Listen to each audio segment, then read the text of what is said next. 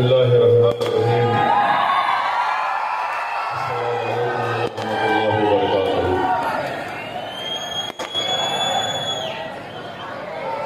जलसा कमारुद्दीन साहब, कामा पहलवान साहब, मोअज़्ज़िज़ हाज़रीन इकराम,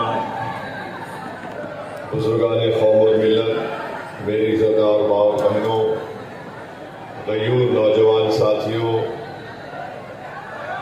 मेरे तमाम मजलिसी रुफ़ा, शहनशीन पर तशरीफ़ फरमा, मालेगांव के आमदार रुकन असम्बली मोहतरम जनाब मौलाना मुफ्ती इस्माइल साहब, मेरे तमाम मजलिसी साथी अब्दुल मालिक साहब, डॉक्टर खालिद साहब और शहनशीन पर बैठे हुए तमाम मौजूदीन, अज़ीज़ान मिल्लत, आप तमाम का बेहद शुक्रिया कि आपने अपना कीमती वक्त निकालकर आज के इस इंतखाबी जलसे में आपने शिरकत की। मेरे अजीज दोस्तों और बुजुर्गों, मैं आपके सामने इसलिए खड़ा हूं कि आपसे गुजारिश करूं कि 20 नवंबर के दिन आप तमाम लोग मुत्तहदा तौर पर अपने एक एक वोट का इस्तेमाल मुफ्ती इस्माइल साहब के हक में करें, जिनका इंतखाबी निशान पतंग है और ईवीएम की मशीन में उनका 5वां नंबर है। आप मुफ्ती इस्माइल साहब को वोट क्यों दें, इसलिए आपको देना है, ये मेरी आपसे गुजारिश है कि आप लोग देख रहे हैं कि हमारे वतन अजीज में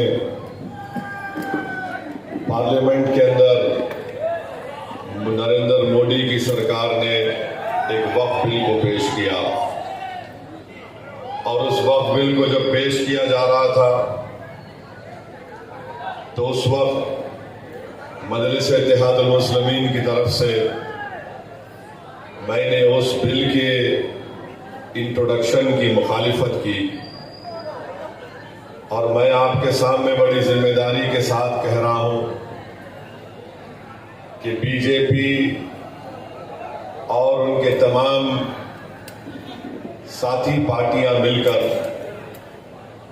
भारत से वक्फ की जायदाद को खत्म करना चाहती है और बीजेपी के साथ शिंदे, बीजेपी के साथ अजीत पवार, और जब ये बिल पार्लियामेंट में पेश हुआ तो उस वक्त उद्धव ठाकरे के रुकने पार्लियामान लोकसभा में नहीं थे। मैं आपको बताने की कोशिश कर रहा हूं कि जब वक्फ का बिल पेश हुआ उस वक्त अगर पूरी दलीलों के साथ भारत के आईन का हवाला देते हुए अगर किसी एक रुकने पार्लियामान ने इस कानून को वक्फ को बर्बाद करने के लिए लाया जा रहा है, अगर ये किसी ने कहा तो उसका नाम असदुद्दीन ओवैसी और उस पार्टी का नाम मजलिस इत्तेहादुल मुस्लिमीन।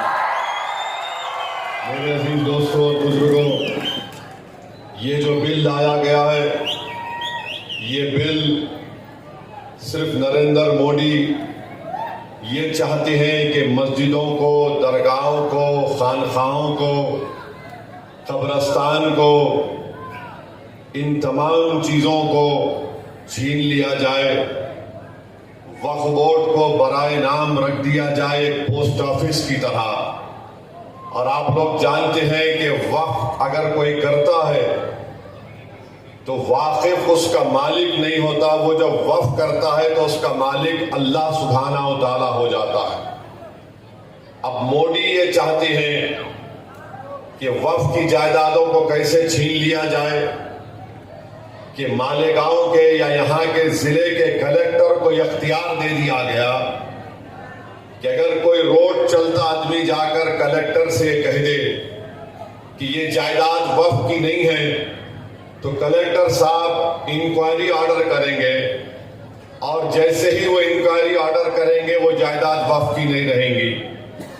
तावक्त है कि वो अपनी इंक्वायरी को मुकम्मल ना कर ले, और इंक्वायरी मुकम्मल करने के लिए कोई वक्त नहीं लिखा गया। अब कोई भी जायदाद पे कलेक्टर इंक्वायरी लिख देगा, जायदाद वक्फ की नहीं रहेगी, हम उससे महरूम हो जाएंगे। चाहे वो दरगाह हो, मस्जिद हो, कब्रिस्तान हो, खानखाएं हो। फिर इसमें यह भी अख्तियार दे दिया गया कलेक्टर को कि अगर कोई वक्फ औलाद करना चाहता है तो मोदी आजकल फजीलतुल शेख बन चुके हैं हनफी फिक़्ह के मामलात में। वो ये कह रहे हैं कि कोई वक्फ औलाद उस वक्त तक नहीं कर सकता जब तक वो अपनी बेटी के हुकूक को नहीं दे देता बाप के जायदाद में। हम नरेंद्र मोदी को ये बताना चाह रहे हैं कि वक्फ औलाद में भी एक वालिद या कोई भी उसकी माँ अपनी पूरी जायदाद को अल्लाह के नाम पर वक्फ करती है, उसका बेनिफिशियरी अपने बेटे और बेटियों को बनाती है। उसका मुतवल्ली कोई मर्द भी हो सकता है और खातून भी हो सकती है, मगर नरेंद्र मोदी वक्फ औलाद को खत्म करना चाहती है। वक्फ बोर्ड में, महाराष्ट्र वक्फ बोर्ड में, रियासती वक्फ बोर्ड में पूरे अराकीन अल्पसंख्यक समाज के मुसलमान होते हैं। मोदी ये करना चाहते हैं कि जरूरी 2 गैर मुस्लिम होंगे और उनको इतनी बड़ी तादाद में गवर्नमेंट नॉमिनेट भी कर सकती है कि मुसलमानों से ज्यादा गैर मुस्लिम हजरात को वक्फ का मेंबर बनाया जा सकता है इस बिल में। आप बताइए, जब ये सब चीजें होंगी तो फिर अगर किसी जायदाद अगर वक्फ किया मालेगांव में, उसकी कमेटी में कोई भी गैर मारूफ शख्स को बना दिया जाएगा। मकसद एक ही है कि भारत में वक्फ की जायदादों को खत्म करके रख दिया जाए। किस तरीके से मस्जिदों को छीन लिया जाए, किस तरीके से दरगाहों को उसमें तनाजा पैदा कर दे, कब्रिस्तान की जमीनों को हासिल कर ले। इवैक्यू प्रॉपर्टीज है, इवैक्यू प्रॉपर्टीज जो लोग अल्लाह के नाम पे वक्फ करके चले गए। मोदी बोल रहे नहीं, अब नहीं रहेगा सेक्शन वो। लिमिटेशन पीरियड है जो हमारे हिंदू एंडोमेंट बोर्ड के जायदाद पर लिमिटेशन का कानून लागू नहीं होता, इस बिल में कहा जा रहा है कि वक्फ पर लागू होगा। मकसद एक ही है नरेंद्र मोदी का, मकसद एक ही है शिंदे का, मकसद एक ही है अजीत पवार का कि महाराष्ट्र से तमाम वक्फ की जायदादों को खत्म कर दिया जाए। और मोदी, अजीत पवार और शिंदे ये चाहते हैं कि जिस जायदाद का वक्फ का मालिक अल्लाह है, मोदी बोल रहे हैं कि मैं मालिक बनूंगा और कलेक्टर मेरा नायब बन जाएगा। ये पूरा मंसूबा इस बिल में बनाया गया है। मैं आपको जिम्मेदारी के साथ कह रहा हूं, और याद रखिए, ये अजीत पवार, ये शिंदे, ये फडणवीस, ये सब मिलकर ये साजिश कर रहे हैं कि किस तरह पूरे मुल्क में वक्फ की जायदादों को बर्बाद कर दिया जाए। बार बार मीडिया बोलती है कि तीसरी बड़ी जायदादें वक्फ बोर्ड के पास है, भारत सरकार और डिफेंस के बाद। झूठ बोल रहे हैं। बोलते हैं कि वक्फ की जायदाद 8 लाख एकड़ चिल्लर है। मैं चैलेंज करके कह रहा हूं, आरएसएस, संघ परिवार, मोदी, अजीत पवार और शिंदे को सुनो, तुम्हारे कान में जो नफरत भरी है उसको निकालो। तमिलनाडु, आंध्र प्रदेश, तेलंगाना और ओडिशा के 10 हिंदू एंडोमेंट बोर्ड की जायदादों को मिलाया जाए तो 9 लाख एकड़ हो जाती है। 9 लाख एकड़ हो जाती है। और सारे भारत में बीजेपी वाले बाजा बजा रहे 8 लाख एकड़ है, 8 लाख एकड़ है। मैं अभी यूपी को नहीं मिलाया, महाराष्ट्र को नहीं मिलाया, बिहार को नहीं मिलाया, बंगाल को नहीं मिलाया। सिर्फ 4 रियासत में 9 लाख एकड़ हिंदू एंडोमेंट बोर्ड की है। और ये तमाम फिरका परस्त बीजेपी और उनके साथियां बाजा बजा रहे हैं कि नहीं नहीं, 9 लाख एकड़ है, 7.5 लाख एकड़। मेरे अजीज दोस्तों और बुजुर्गों, ये कानून, ये बिल अगर कानून बनता है तो आपको और हमको करना पड़ेगा। ये बिल अगर पार्लियामेंट में पेश होगा कानून बनने के लिए तो असदुद्दीन ओवैसी जरूर उसकी मुखालिफत करेगा, मगर आपको मैं बाखबर कर रहा हूं कि आपको उठना पड़ेगा। जिस तरीके से पार्लियामेंट में CAA का जब बिल लाया गया, पूरी भारत की पार्लियामेंट में पूरी दुनिया ने देखा कि असदुद्दीन ओवैसी मोदी के 3 चैंपियन के सामने कहा, जिस तरह महात्मा गांधी ने गोरे साउथ अफ्रीका में कानून को फाड़ा था, देख मोदी मैं तेरे इस काले कानून को फाड़ के रखता हूं, इसको नहीं मानते। तो क्या अगर मोदी ये गलती करेंगे, अजीत पवार शिंदे ये गलती करेंगे, इस बिल को कानून बनाने के लिए लाएंगे, क्या मालेगांव पूरा खड़ा हो जाएगा एहतजाज में, पुरअमन एहतजाज में? क्या आप अपनी वक्फ की जायदादों को बचाने के लिए एहतजाज करेंगे? क्या आप अपनी मस्जिदों को, खानखाहों को, दरगाहों को बचाने के लिए खड़े होंगे? तो लगाइए मेरे साथ नारा, नारे तकबीर। वक्फ का बिल हम नहीं कबूल करेंगे, वक्फ का बिल हम नहीं कबूल करेंगे, नहीं कबूल करेंगे। मेरे अजीज दोस्तों और बुजुर्गों, इस बात को ज़हन नशीन कर लीजिए। वक्फ का बिल मोदी इसलिए ला रहे कि वक्फ की जायदादों को खत्म करके रख दिया जाए। इनका मकसद एक ही है, ये नफरत करते हैं वक्फ की जायदादों से। मेरी आपसे दवन गुजारिश है कि इस पर गौर करिए। दूसरी बात जो मैं आपके सामने अर्ज करना चाह रहा हूं कि आप मुफ्ती इस्माइल साहब को वोट क्यों दें? मुझे एक बात बताइए, सारी दुनिया जानती है ये ऑटो वाला, इसको ऑटो किसने दिया? इसको ऑटो दिया मोदी ने,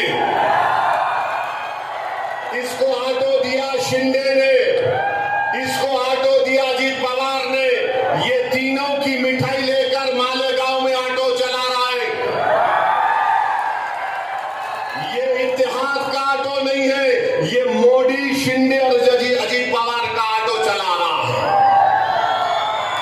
मैं आपको पूछना चाह रहा हूं, ये अगर मुफ्ती साहब इंशाअल्लाह जीतेंगे, मैं आपको एक बात की गारंटी दे रहा हूं कि मुफ्ती इस्माइल और मजलिस इत्तेहादुल मुस्लिमीन कभी शिंदे, फडणवीस, अजीत पवार, मोदी, अमित शाह का साथ नहीं दिए, ना कभी देंगे चुनाव के बाद, जीतने के बाद। मगर अगर ये ऑटो वाला जीतेगा, खुदा ना खास्ता, तो ये जाकर गोद में बैठ जाएगा शिंदे के, ये गोद में बैठ जाएगा अजीत पवार के, और ये मोदी के साथ बैठकर उसकी बनाई हुई चाय पिएगा। ये फर्क है मुफ्ती इस्माइल में और इस ऑटो वाले में। और याद रखो, मालेगांव की आवाम दो समंदर के किनारे एक नहीं हो सकते। एक तरफ हक है, सच्चाई है, एक तरफ बातिल से मुकाबला है, एक तरफ जो वक्फ के कानून के जरिए वक्फ को खत्म करना चाहते हैं, ये ऑटो वाला वक्फ का कानून खत्म करने वालों के साथ साजबाज करके मालेगांव में आया है और मालेगांव में वक्फ की जायदादों को खत्म करना चाहता है। इसकी जबान पर मोदी का स्टैंप है, इसकी जबान पर शिंदे का स्टैंप है, इसके दिल में अजीत पवार की मोहब्बत है और मालेगांव के अवाम के लिए नफरत है।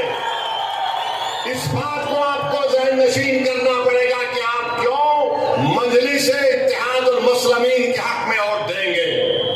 तीसरी बात जो मैं आपके सामने अर्ज करना चाह रहा था वो ये है कि देवेंद्र फडणवीस ने बयान दिया, ऑटो वाला तो कुछ नहीं बोलेगा। मैं ऑटो वालों के खिलाफ नहीं हूं, ये निशान जो दिया गया उसके बारे में बोल रहा हूं। 20 तारीख को भी आप ऑटो में ही बैठकर जाएंगे और बटन पर बटन दबाएंगे इंशाअल्लाह। 20 तारीख को कोई साइकिल पर भी जाएगा और बटन पर ही बटन दबाएगा। ऑटो तो हमारा गरीबों का चलाने का रोजगार का जरिया है, मगर ये अपने नफ्स के लिए, अपने तमाम अज़ाइम जो बुरे हैं उसकी तकमील के लिए, वक्फ की जायदादों को खत्म करने के लिए शख्स आया।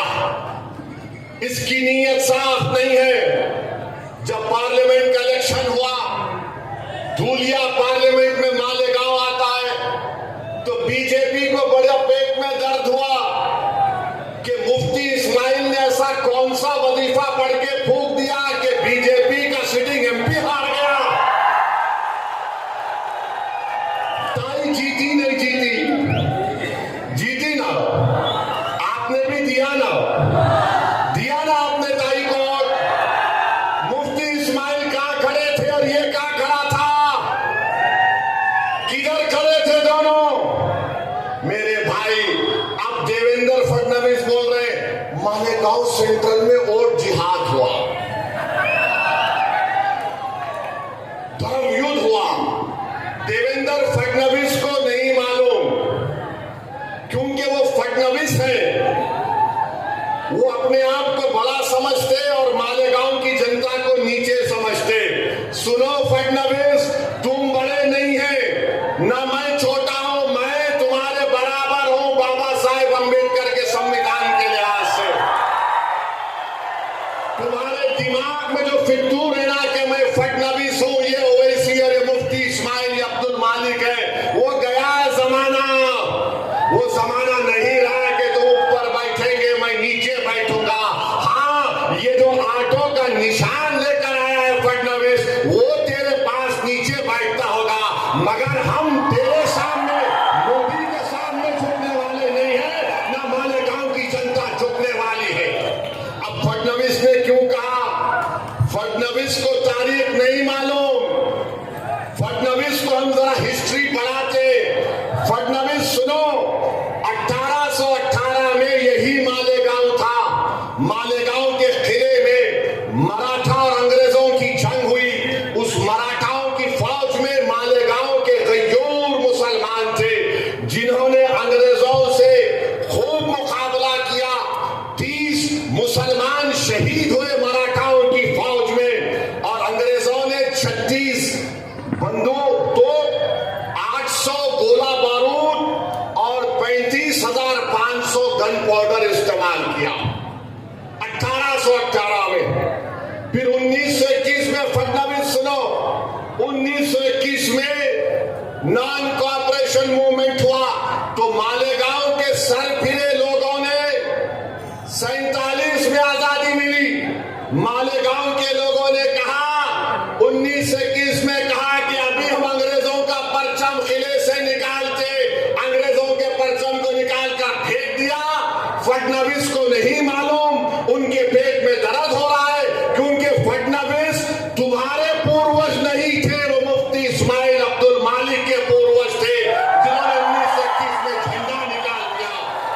तुम्हारे साथ तो वो शख्स बैठा हुआ है, तुम्हारे साथ फडणवीस वो शख्स बैठा हुआ है, तुम उसको मदद कर रहे हो, तुम उसको पनाह दे रहे हो, जो मालेगांव के जनता के घरों में, दीवारों में, दिलों में तोड़ना चाहता है, घर घर को बांटना चाहता है। और हमारे बुजुर्गों ने 1921 में फडणवीस अंग्रेजों के झंडे को निकाल दिया। और फडणवीस मरने वालों के नामा क्या थे? सुलेमान शाह, इस्राइल अल्लाह रखा, शाबान भिकारी, बुद्धू फरीदास, अब्दुल गफूर, अब्दुल्ला खलीफा और मोहम्मद हुसैन को अंग्रेजों ने जेल में टॉर्चर करके मार दिया। फडणवीस, क्या तुमको तकलीफ इसलिए हो रही है कि तुम्हारे ऊपर के लोग कोई नहीं थे, ये हमारे लोग थे पूरे? मालेगांव सेंट्रल, मालेगांव सेंट्रल, फडणवीस की जबान से क्या निकला? मालेगांव निकला नहीं निकला? निकला नहीं निकला मालेगांव?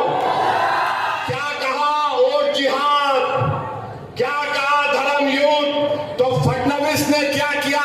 अपने मोहरे को सामने कर दिया और मालेगांव की आवाम के सामने फडणवीस ने अपने मोहरे को, क्योंकि पार्लियामेंट का बदला लेना है, क्योंकि आपने बीजेपी को हरा दिया था, तो फडणवीस, शिंदे और अजित पवार ये चाह रहे कि पार्लियामेंट में तुम हमको हराए ना, अब हम हमारे मोहरे को सामने करेंगे, ताकि दोबारा मुफ्ती इस्माइल मालेगांव के इत्तेहाद की ताकत पर कामयाब ना हो सके।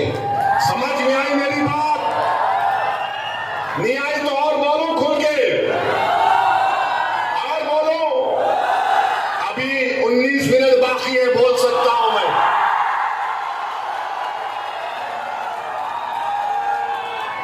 तो ये बीजेपी, आरएसएस और मोदी को सबसे पूरी ज्यादा तकलीफ इस बात की है कि हम धूलिया कैसे हार गए, ये मालेगांव सेंट्रल वालों ने क्या काम कर दिया। और इसीलिए फडणवीस बोल रहे वोट जिहाद धर्म युद्ध। अब ये वोट जिहाद धर्म युद्ध के माने मेरे को नहीं मालूम, मुझे इतना मालूम है कि 20 तारीख के दिन मालेगांव की आवाम अपने वोट की ताकत पर फडणवीस के मोहरे को हराएगी इंशाअल्लाह ताला। मुझे इतना मालूम कि मालेगांव की आवाम सुलेमान शाह, इजराइल अल्लाह रखा, शाबान बिखारी, बुद्धू फरीदास, अब्दुल गफूर की कुर्बानियों को ताजा कर देगी और शिंदे और अजीत पवार के चमचे को जीतने नहीं देगी इंशाअल्लाह ताला। जिस तरह इन हमारे शहीदों ने अंग्रेजों के झंडे को निकाल कर फेंक दिया, हम दोबारा यहां पर मोदी, अमित शाह, शिंदे, अजीत पवार का झंडा छुपा कर आने वाले को मालेगांव की सड़कों पर, मालेगांव में उसका झंडा लहराने नहीं देंगे, नहीं देंगे, नहीं देंगे। मालेगांव में परचम लहराएगा तो इत्तेहाद का परचम लहराएगा, मालेगांव में परचम लहराएगा तो गुलामान मुस्तफा का परचम लहराएगा, मालेगांव में परचम लहराएगा तो आशिक़े रसूल का परचम लहराएगा, मालेगांव में परचम लहराएगा तो वक्फ की जायदादों को बचाने वालों का परचम लहराएगा, मालेगांव में परचम लहराएगा तो दरगाहों को आबाद करने वालों का परचम लहराएगा, मालेगांव में परचम लहराएगा तो दिलों को मिलाने वाले का परचम लहराएगा, बांटने वालों का परचम नहीं उठेगा, नहीं लहराया जाएगा इंशाअल्लाह। अब आपको फैसला करना है कि मुफ्ती इस्माइल को इस बुनियाद पर आपको वोट देना है। तुम क्या मोदी को कामयाब करोगे या मुफ्ती इस्माइल को कामयाब करोगे? बोलो, तुम क्या मोदी के एजेंट को कामयाब करोगे या अब्दुल मालिक को कामयाब करोगे? तुम क्या शिंदे को कामयाब करोगे या अपने आप को कामयाब करोगे? तुम क्या अपने आप को कामयाब करोगे या अजीत पवार की मिठाई लाकर बांटने वाले को कामयाब करोगे? ये फैसला मालेगांव की आवाम को करना। चौथी वजह कि आप क्यों वोट देंगे मुफ्ती इस्माइल को, महाराष्ट्र में एक शख्स ने रसूलुल्लाह सल्लल्लाहु अलैहि वसल्लम की शान में गुस्ताखी करने की कोशिश की। कोई आका की शान में गुस्ताखी नहीं कर सकता, नहीं कर सकता। जिसका साया नहीं उसकी गुस्ताखी कोई कर सकता है, जिसके लिए जमीन और आसमान को बनाया गया उसके लिए गुस्ताखी कर सकता है। जिसका उम्मती सुबह क़यामत तक रहेगा, जब तक कलमा पढ़ने वाला होगा क़यामत नहीं आएगी उस उम्मती का ये मुकाम। तो गुस्ताखी करने की कोशिश किया है। आसमान की तरफ देखकर कोई थूकेगा तो थूक किस पे गिरता? क्या कोई बोलेगा मैं थूक के चांद की रोशनी को छुपा दूंगा? चांद की रोशनी को नहीं छुपा सकता। अब उसने बका, अरब शराब बका, किसने एहतजाज किया? जो आटो का निशान लेकर आया या इम्तियाज जलील और मुफ्ती इस्माइल ने एहतजाज किया उसके खिलाफ? बोलो, तुम्हारे दिलों से सवाल कर रहा हूं। अगर आपके हमारे दिल में गुलामी है आका की, कमले वाले की, तो मजलिस इत्तेहाद अल मुस्लिमीन ने एहतजाज किया। जब एहतजाज इम्तियाज जलील ने ऐलान किया मजलिस इत्तेहाद अल मुस्लिमीन की तरफ से, तो लोग समझ रहे थे, ये एजेंट भी समझ रहा था मोदी का, नहीं नहीं पब्लिसिटी के लिए कर रहा है।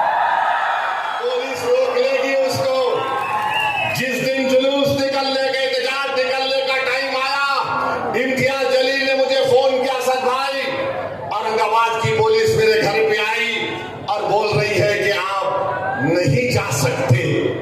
मैंने कहा इम्तियाज जलील आप कबूल कर लो। इम्तियाज जलील बोले क्या बोल रहे आप? मेरा आसान है, कितने गाड़ियां औरंगाबाद को आ गए? बोले असद भाई कम से कम 5000 आ गए। मैंने कहा उन पुलिस के आने से आप रिक्वेस्ट करो। ओके सर हम नहीं जाएंगे।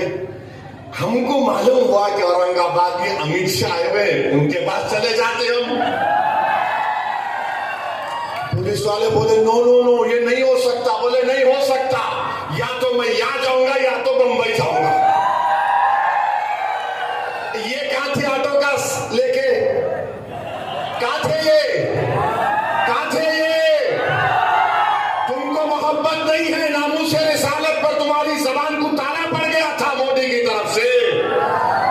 तुम्हारी जबान नहीं खुल रही थी। मालेगांव से भी कई गाड़ियां आई औरंगाबाद को, कम से कम 170 गाड़ियां आई थी। मगर ये कहां थे? ये प्यारे साजिश कर रहे थे कि कैसे मालेगांव में मोदी के परचम को लहराओ, अजीत पवार की मिठाई खाओ और शिंदे को कैसे लाओ।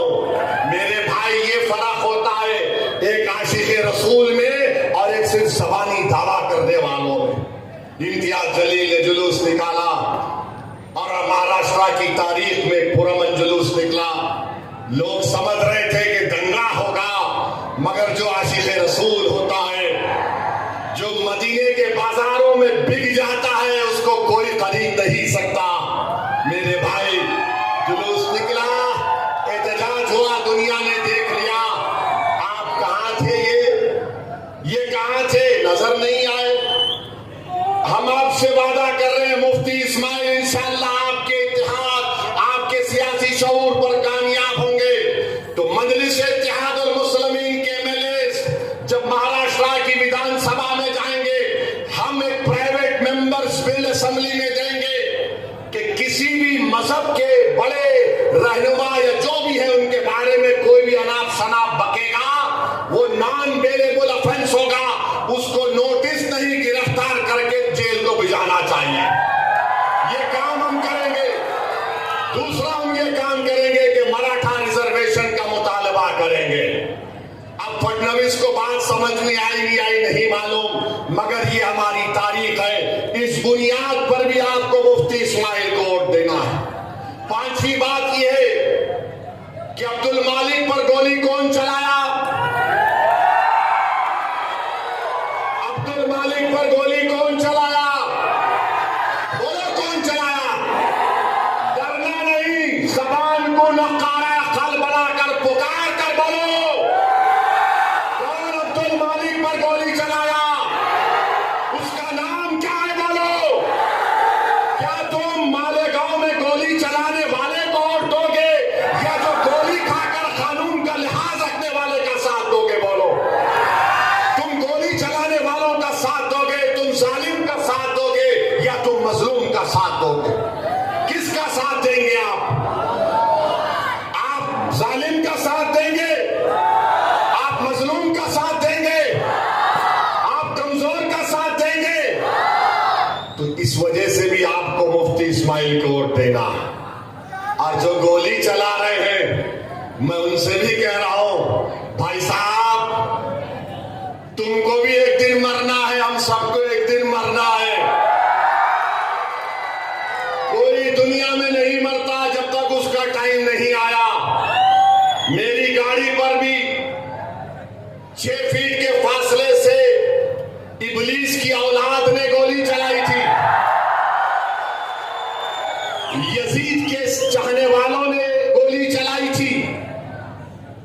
मैं और यामीन बैठे थे टोल गेट के पास, 4 या 6 गोलियां मारे, तार तार तार।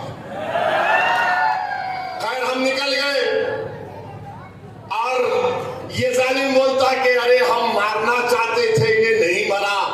अरे मैं तुमको बोल रहा हूं, तुम फिर से कोशिश कर लो, तुम 6 मारे ना 12 मारो। अगर उन्हें नहीं जाएगा तो कुछ नहीं होगा। और ये गोली चलाने वाले सुन लो, तुम मौत से डरते, मौत हमारे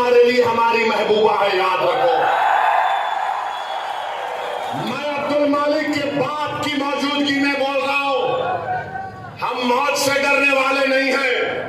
अरे मौत को तो गले लगाना हमारा काम है। एक साल से इजराइल गाजा में 40,000 लोगों को मार दिया, मगर वहां का बच्चा भी बोल रहा, ले पत्थर, फलस्तीन जिंदाबाद।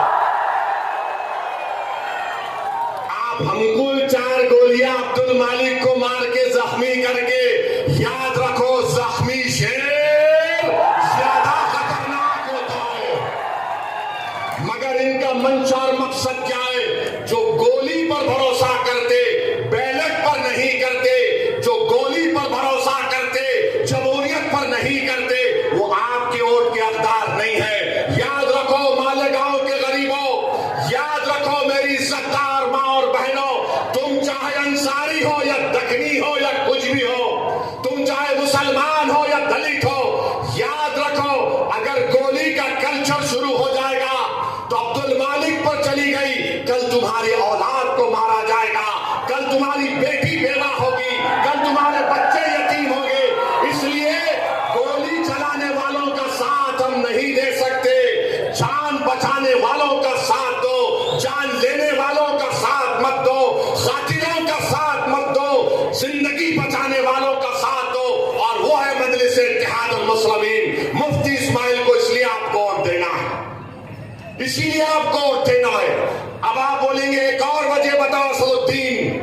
एक और वजह यह है मेरे दोस्तों, करबला का मैदान है, इमाम हुसैन है, पानी बंद कर दिए, खुद पानी पीते थे, मगर याद रखो तारीख पुकार पुकार कर कह रही है, जिसने इमाम हुसैन का पानी बंद किया आज जमाना उनको भुला दी। आज जो उस वक्त पानी नहीं पिया ले रसूल, आज सुबह क़यामत तक दुनिया उनको याद रखती है। याद रखो जालिमों, तुम्हारा जुल्म ज्यादा चलने वाला नहीं है। तुम ये समझ रहे हो कि तुम किसी को डराएंगे, पोस्टर नहीं लगाना, हम ऐसा कर देंगे, जमीन पे कब्जा कर लेंगे।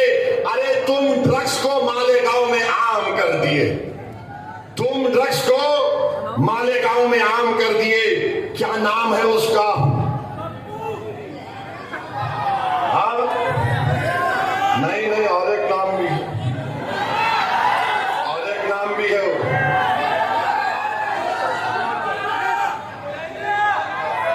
हाँ, ये जो ड्रग्स को क्या बोलते हैं? ये बहुत से नाम है उसमें,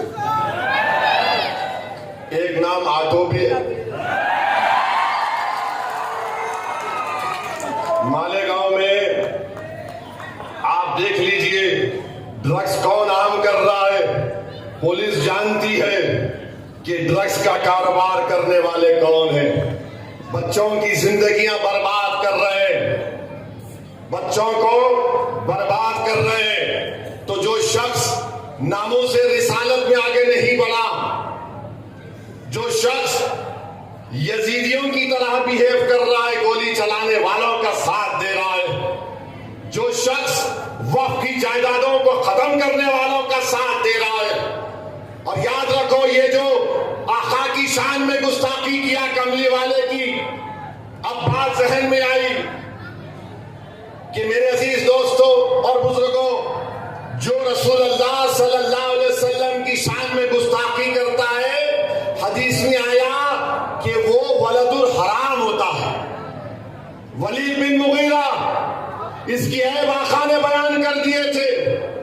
अब जो एहतजाज नहीं किया तो क्या तुम उससे भी मिले हुए हो प्यारे? क्या तुम उससे भी डील कर लिए क्या? तो मेरे अजीज दोस्तों और बुजुर्गों, हम आपसे अदबन गुजारिश करने आए हैं कि 20 नवंबर के दिन आपको मुफ्ती इस्माइल साहब को वोट इसलिए भी देना है जो मालेगांव के हर मजहब के मानने वालों को साथ लेकर चल सके, जो मालेगांव के हर मसलक के लोगों को साथ लेकर चल सके, जो मालेगांव के हर फिरके के लोगों को साथ लेकर चल सके, जो मालेगांव के दिलों को जोड़ने का काम कर सके, जो मालेगांव के इख्तिलाफात को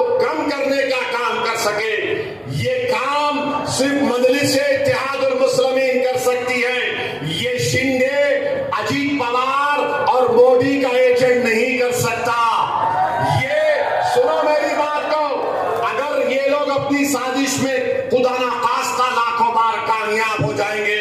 ये हमारे घरों की दीवारों को तोड़कर रास्ता बना लेंगे। ये तुम्हारे घरों की दीवारों को तोड़कर रास्ता बना देंगे। मुफ्ती इस्माइल मजलिस कामयाब होगी तो तुम्हारे घरों की दीवारों का तहफ्फुज होगा, तुम्हारी बुनियादें मजबूत होंगी, इख्तिलाफात कम किए जाएंगे। मैं आपसे दरख्वास्त कर रहा हूं कि मोदी, अमित शाह, अजीत पवार और शिंदे के मोहरे को कामयाब होने मत दीजिए। वो आपके वोट का मुस्तहक नहीं है।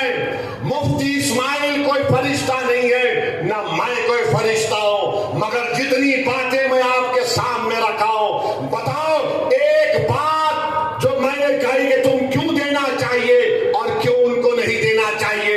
एक चीज बताओ मुफ्ती इस्माइल, बताओ, कोई बता सकता है? शिकायत होगी, मगर ये तो नहीं है कि मुफ्ती इस्माइल मोदी, अमित शाह, शिंदे, अजीत पवार का मोहरा है। ये तो नहीं बोल सकते कि मुफ्ती इस्माइल ने नामूस रिसालत के बारे में एहतजाज नहीं किया। ये तो नहीं बोल सकते कि मुफ्ती इस्माइल और मजलिस इत्तेहादुल मुस्लिमीन कभी भी बीजेपी, अमित शाह, शिंदे और अजीत पवार का साथ देगी। और हद तो ये है, ये कौन सी महाविकास अघाड़ी है?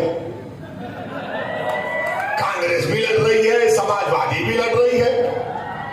ये क्या हो रहा है? कौन सा तुम्हारा गाड़ी है? मकसद क्या है? कि मोहरे को जिताया जाए, तुम्हारे इत्तेहाद को तोड़ा जाए, तुम्हारे इस बरसों की मेहनत पर पानी फेर दिया जाए। आज मालेगांव एक तारीखी मोड़ पर आया है। 20 तारीख इस बात को तय करेगा कि मालेगांव का इत्तेहाद मजबूत होगा या मालेगांव का इत्तेहाद कमजोर होगा। 20 तारीख इस बात को तय करेगा कि क्या जालिम को वोट पड़ेगा या जालिमों से पंजा आजमाई करने वालों का आप साथ देंगे। 20 तारीख इस बात को तय करेगा कि कोई इमाम हुसैन का परचम उठाने वाले का आप साथ देंगे या यजीदी लश्करों का जो मोहरा बनकर आ रहा है उसका आप साथ देंगे। 20 तारीख इस बात को तय करेगा कि आप दिलों को मिलाने वाले का साथ देंगे या दिलों को तोड़ने वाले का साथ देंगे। 20 तारीख इस बात को तय करेगा कि अब्दुल मालिक को इंसाफ मिलेगा या फिर और ऐसे अब्दुल मालिक पर गोलियां चलाई जाएंगी। 20 तारीख इस बात को तय करेगा कि मालेगांव में जो लोग नशा दे रहे हैं, ड्रग्स दे रहे हैं, हम उनका ताक़ुब करेंगे या फिर वो हम पर हावी हो जाएंगे। 20 तारीख इस बात को तय करेगा कि अगर दोबारा महाराष्ट्र में कोई नामूस रिसालत पर कोई बकवास करेगा तो हम एहतजाज करने वालों का साथ देंगे या फिर जालिमों से जाकर हाथ मिलाने वालों का साथ देंगे। तो बताओ मालेगांव के आवाम, बताओ मेरी माँ और बहनों, किसका साथ दोगे आप? किसका साथ दोगे आप? बताओ, हाथ उठाकर बताओ। आप मुफ्ती इस्माइल का साथ देंगे? आप दिलों को जोड़ने वाले का साथ देंगे? आप ड्रग्स को खत्म करने वालों का साथ देंगे?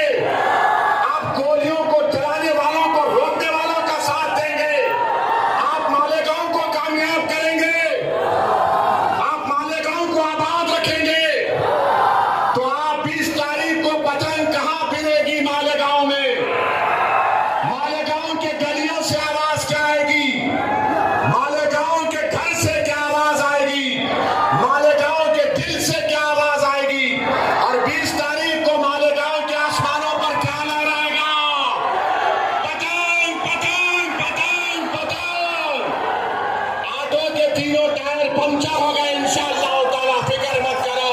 इत्तेहाद जिंदाबाद, इत्तेहाद जिंदाबाद, इंतशार मुर्दाबाद, जालिम मुर्दाबाद, मजलिस इत्तेहादुल मुस्लिमीन।